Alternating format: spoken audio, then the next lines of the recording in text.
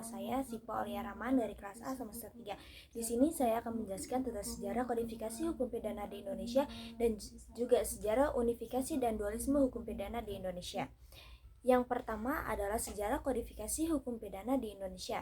Sejarah kodifikasi hukum pidana di Indonesia dimulai dengan unifikasi hukum pidana pada tanggal 1 Januari 1918. Pada tanggal tersebut berlaku satu kitab Undang-Undang Hukum Pidana KUHP untuk seluruh wilayah Indonesia.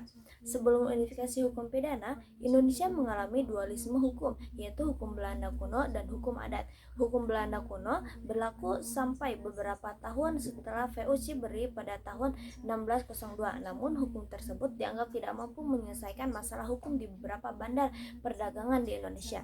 Setelah kemerdekaan, Indonesia melakukan pembaruan hukum dengan beberapa alasan. Di antaranya alasan politik, yaitu suatu negara harus memiliki produk hukum sendiri yang bersifat nasional. Alasan sosiologis, yaitu hukum harus mencerminkan nilai-nilai budaya suatu bangsa.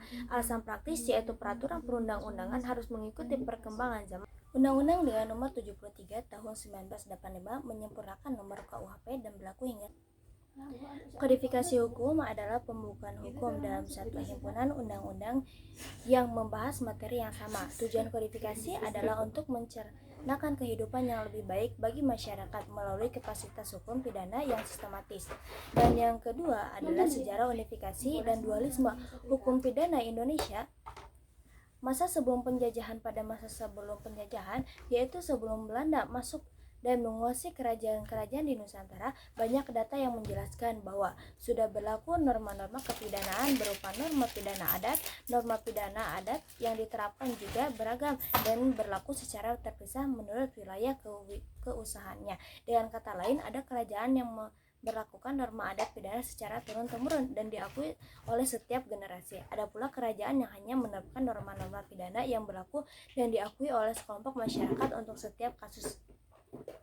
Masa kolonial Belanda. Setelah Belanda datang ke Indonesia, berlaku dualisme hukum, yaitu hukum Belanda kuno atau hukum kapal Belanda dan hukum adat. Hukum Belanda kuno ini terus berlaku sampai beberapa tahun setelah VOC berdiri pertama kali tahun 1602.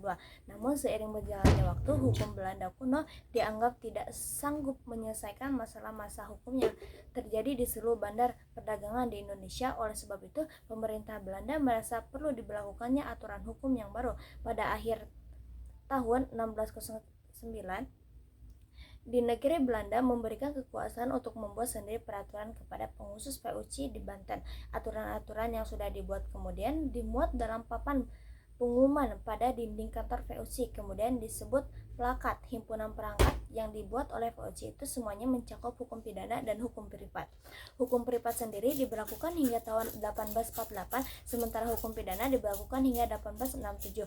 Kitab khusus pidana itu merupakan hasil gubahan Kode Penal Prancis yang disebut juga Kode Penal Napoleon yang sudah berlaku sejak tahun 1810. Selain itu diberlakukan pula Wellington Van, atau yang artinya Kitab Undang-Undang Hukum Pidana KUHP pada tahun 1816. Seiring berjalannya waktu, tepatnya pada akhir abad ke-19, pemerintah merasa perlu untuk mengutip hukum pidana. Oleh sebab itu, pada tahun 1881, pemerintah Belanda mengadakan kodifikasi hukum pidana baru, yaitu Wellington Van 1881. Secara resmi berlaksana unifikasi hukum pidana di Indonesia. Artinya sejak tanggal itu tetap berlaku satu kitab Undang-Undang Hukum Pidana untuk seluruh penduduk di Indonesia. Sekian dari saya. Wassalamualaikum warahmatullahi wabarakatuh.